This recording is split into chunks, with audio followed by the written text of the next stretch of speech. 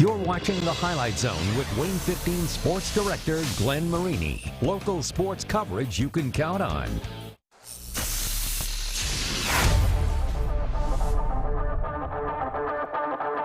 We know they're a good team, and they're undefeated, so we want to end that. They like to just be pretty with it. We like to get down and do the dirty business. I would say Laban Davis can move.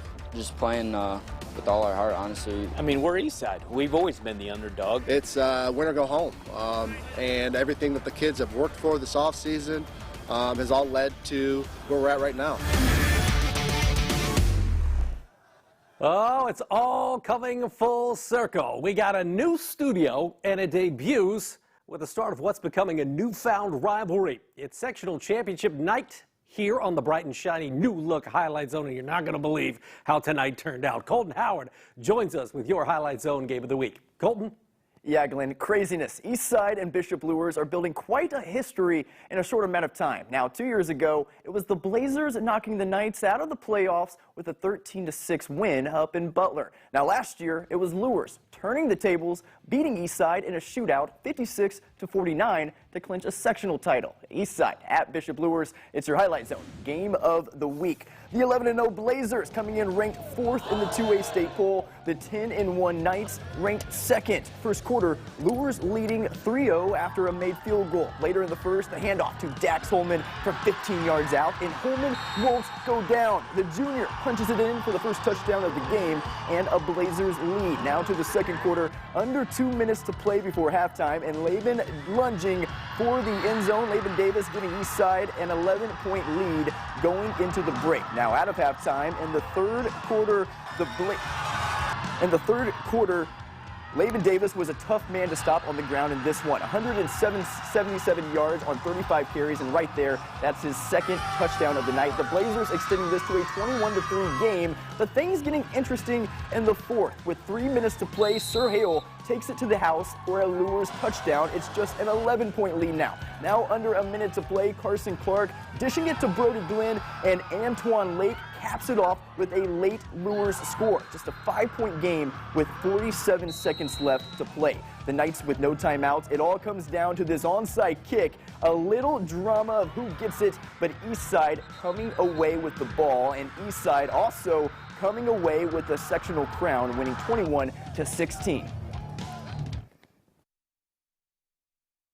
There's no doubt in our mind all week, just confidence coming into this game. We knew they were a great team and it was going to be down to the wire, but we had confidence coming into this game that we were going to be able to pull through. It just shows how much of a family we are. It honestly all goes back to chemistry between us.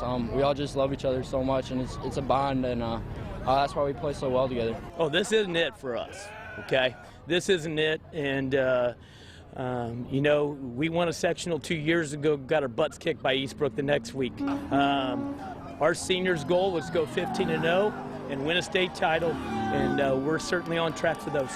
On the road to 15-0. Next up, Eastbrook at Eastside next Friday for a regional title. Glenn, back to you. Wowza, what a way to start things off. 5A championship, familiar foes. Snyder beat Dwenger 33-22 just a few weeks ago in the regular season. What would happen this time with the trophy on the line at Shields Field? Well, in the first quarter, Luke Hopper to Kamari Juarez. Man, Juarez torched the Saints in the regular season. This one goes 73 yards, and Snyder up 6-zip early. Not what Jason Garrett wanted. He'd like this, though. Second quarter now, 12-7 Snyder lead, not for long. Did you see KJ Tippmann?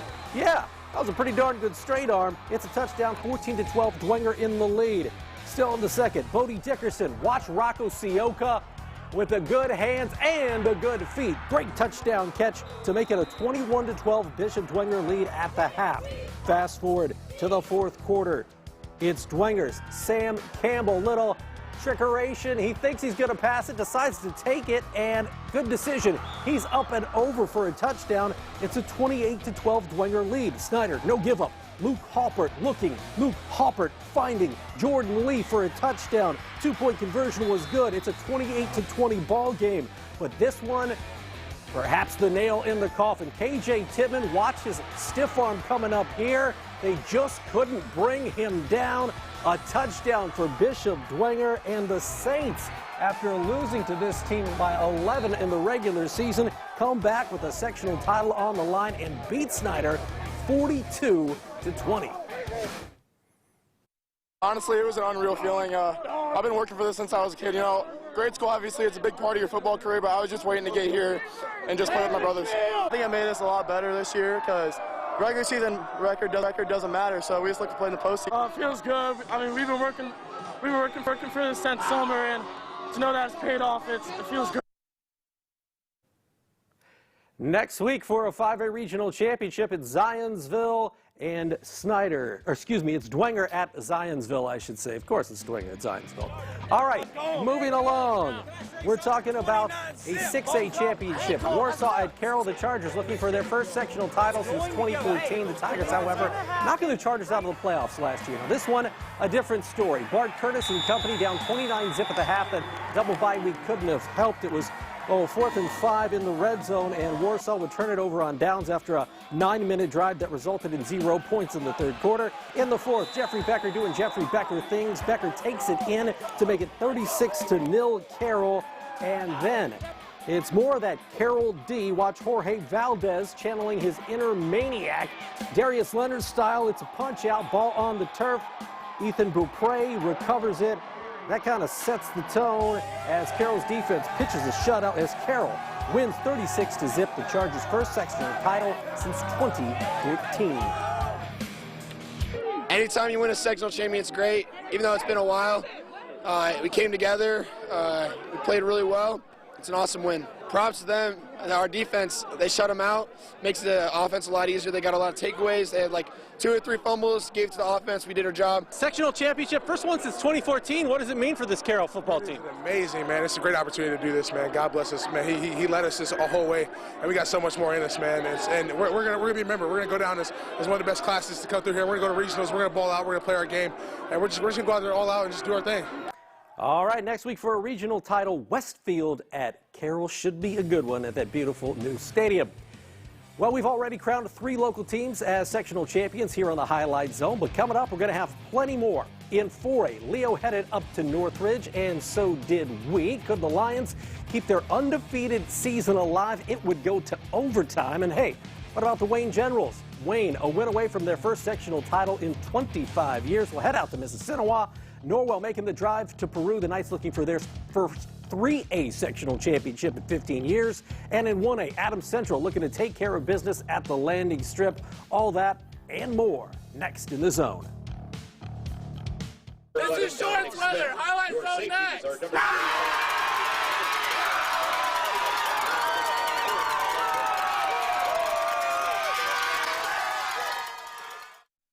When do I call it out? We're the Mississinawa cheerleaders, and welcome back to the Highlight Zone. Let's go! Well, they say that numbers never lie. If that is indeed the case, Leo football was in pretty good shape coming into the night, as John Harrell's website had the Lions as the most likely team in the north half of the state to make the 4A state championship game, though. First things first, you got to get through a solid Northridge team on the road at sectionals. No score after 1. Northridge getting on the board first. It's the Raiders.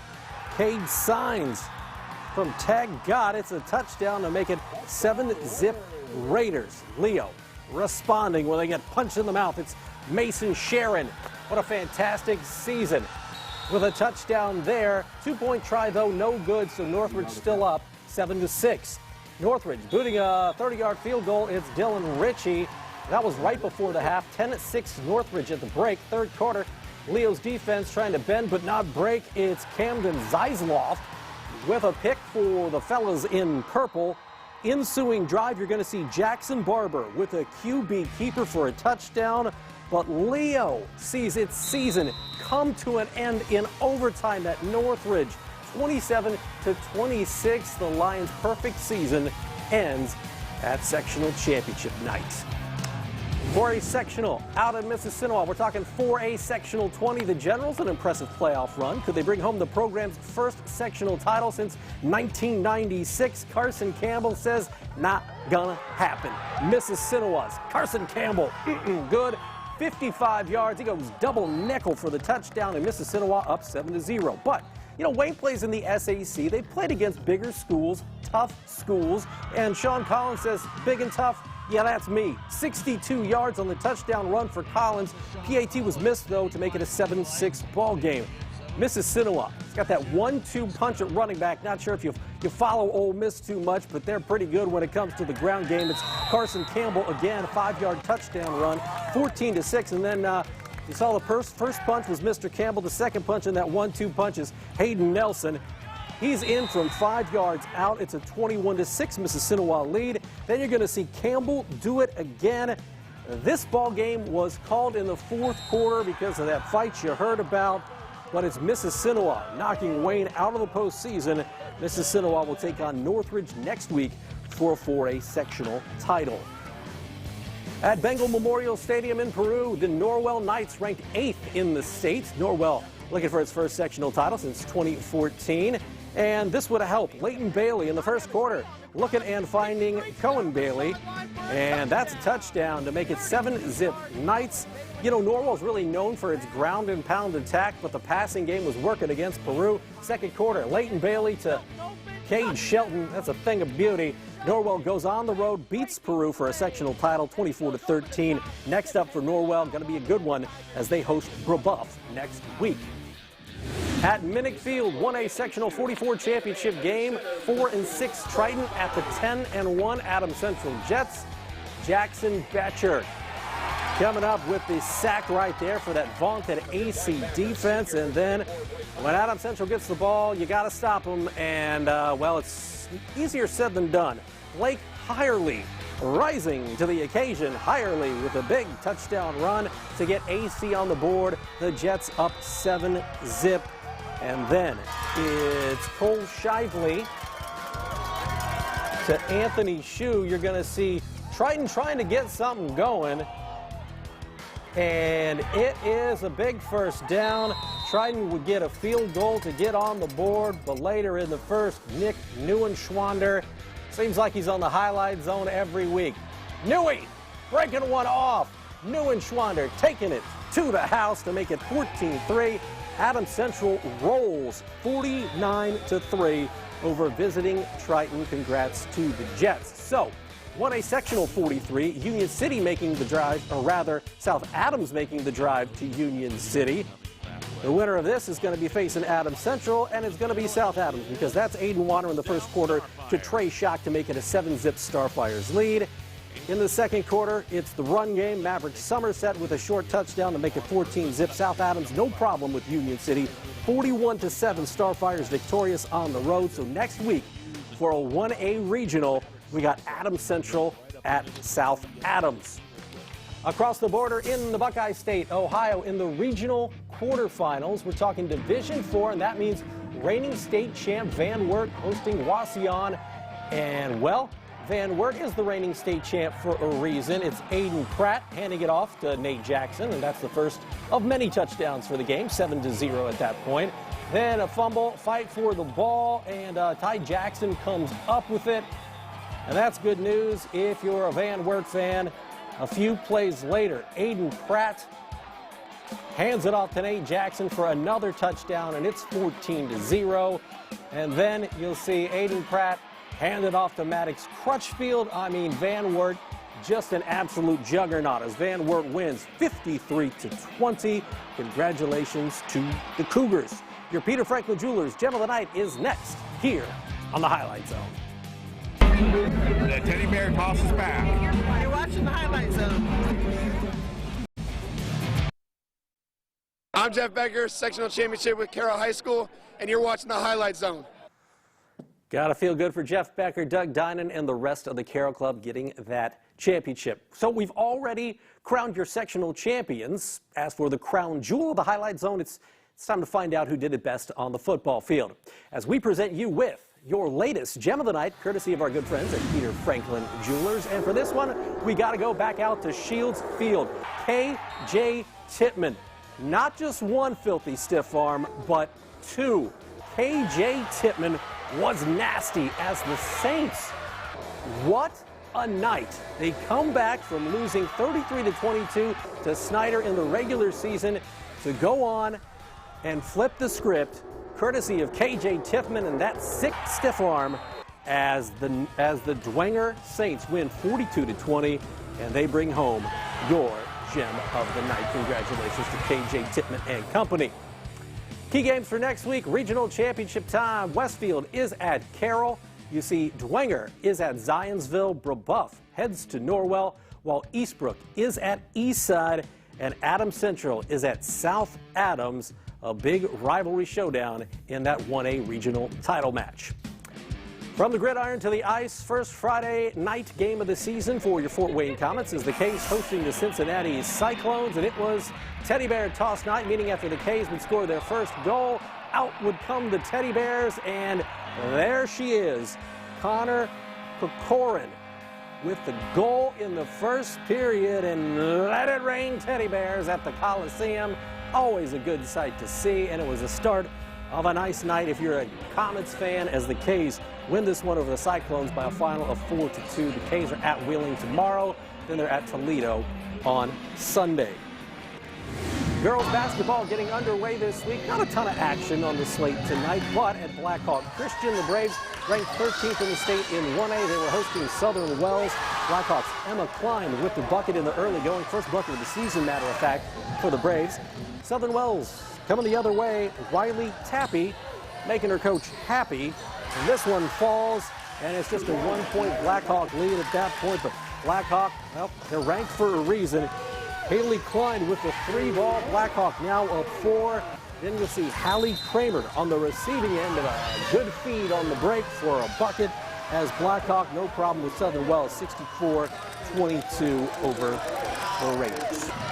On the volleyball court, for the 4th time in program history, Belmont Volleyball will play for a state championship. The Braves coming off a sweep at semi-state over West Lafayette last weekend. Now the attention turning to the 3A state title match, which is tomorrow at 4 o'clock. Now it's at Ball State's Worthen Arena against top-ranked Brebeuf.